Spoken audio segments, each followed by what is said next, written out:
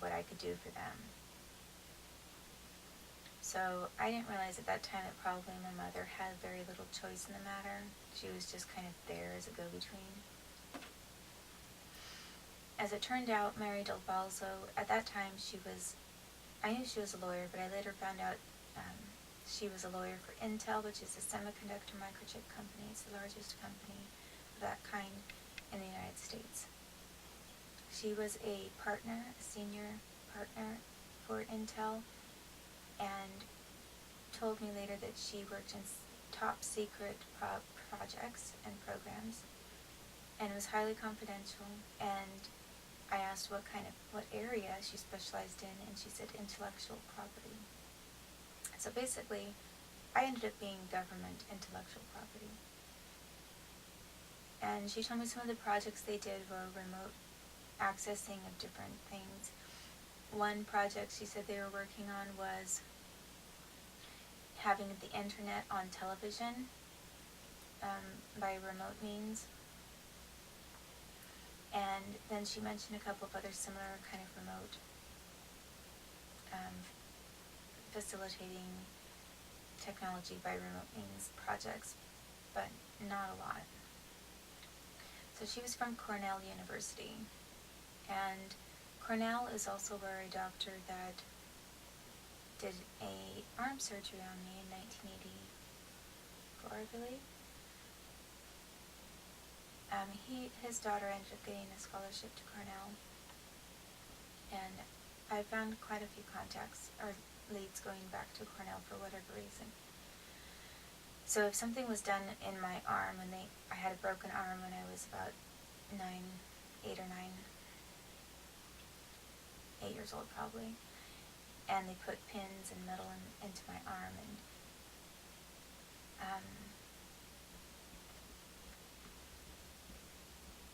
I'm not sure if there's a connection or not, but I think it's possible. And anyway, so then I'm working for this woman who told me that she was an engineer, but I guess she majored in government at Cornell. And then basically, I didn't realize it, but I was being watched and under observation by them until up and through 1996 for the University of Washington and those who were involved in putting experimental microchips into my body. And in 1996, once I was at their house, at the Del Balzo's house, when I was I first had migraines triggered. They weren't natural migraines. It had nothing to do with my natural history. It was well over the time that I'd had the auto accident. It wasn't sort of a residual effect from that. But I was targeted, and I can explain. That sounds a little crazy. Why would I think that? Sounds definitely crazy. Why would I assume that a migraine is a triggered event by the military? Or NASA. But I can explain how I discovered that was definitely the case later. So the first time that was triggered and I was under observation when that happened was at the Del Balzo's house. And then I found out in 1996, about the same time they found that this remote accessing of me was successful, they then gave massive donations of money to this university that implanted me, that was willing to do this horrible thing.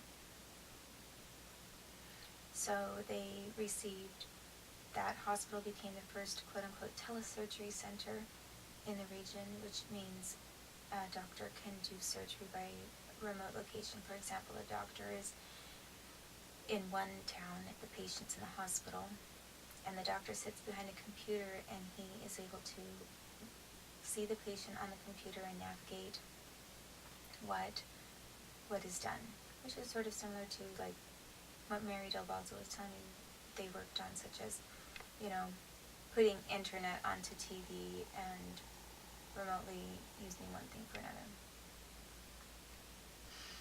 So they became the first telesurgery center, and I discovered that that is funded by NASA and by the Department of Defense. That hospital also did rotations with the Veterans Affairs Hospital, so they were already connected to the military. And they also, in addition to getting all this money for being a telesurgery center in 1996, they also received a great number of private donations from former government advisors to the White House and other politically connected persons who gave millions of dollars to this college. They ended up buying they had enough money to buy 15 very large new buildings. So all of this money began rolling in 1996 after they found implanting me was successful, and that they could target me and trigger migraines from a remote location successfully. So then, from that point, my life became a living hell.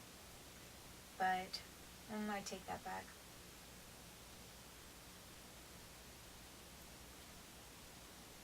It really wasn't so noticeable until later.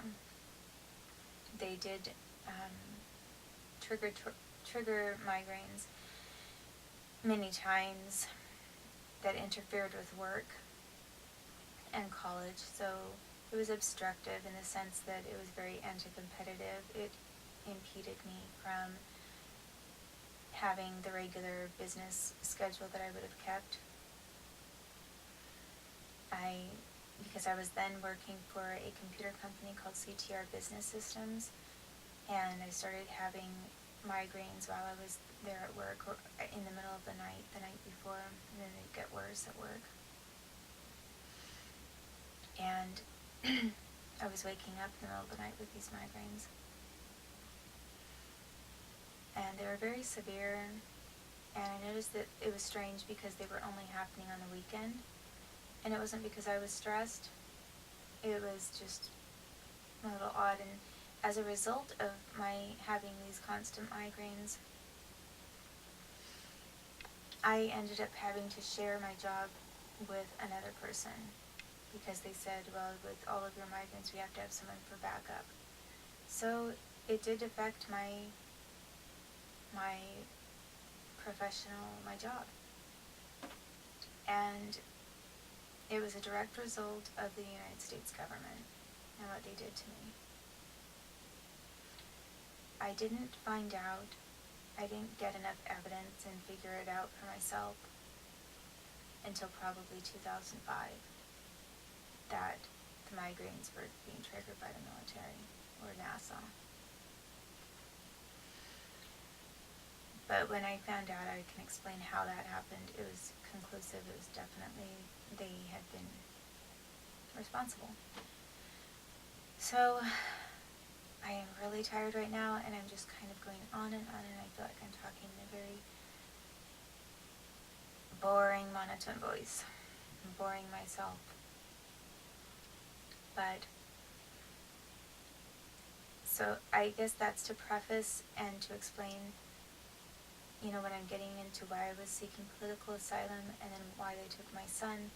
I'm explaining a little backdrop of some things that happened prior to that time, which will lead up then to increasing levels of torture, and my explanation, I will explain that, and then a great amount of money that went into covering up what happened and into defaming me.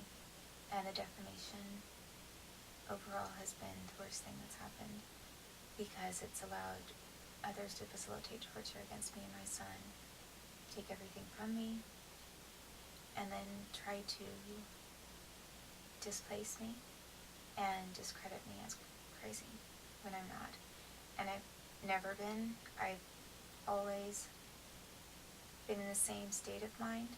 I've definitely had moments where I was very distressed, but I never had a breakdown. I mean, I would, in a sense of like losing it, like getting very upset. Yes, of course, but I've never been mentally ill, and that's a lie that the FBI has perpetuated, which I will get into tomorrow. I will pick up from where I'm leaving off about from as to what happened from CTR and the migraines that began happening, and then I'll go from there. Thank you very much for watching and for listening. And my little hair thing's getting lopsided.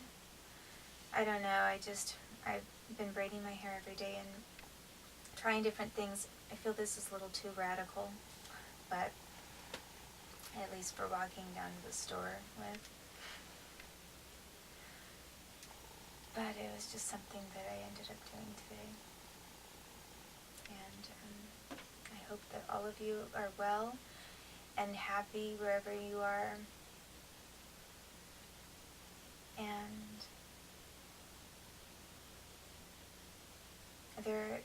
I really hope that this will help others to see what the truth is, that the FBI has lied about me so much and defamed me so badly that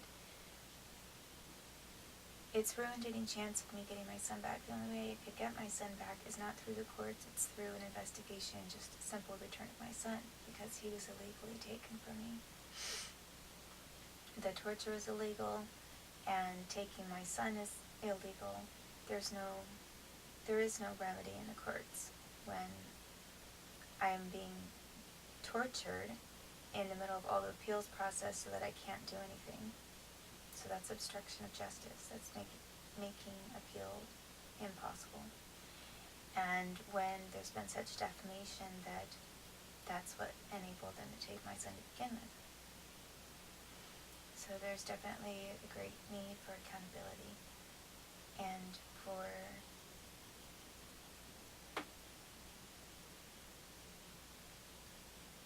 a different kind of transaction that would involve returning my child to me. So, thank you. See you tomorrow.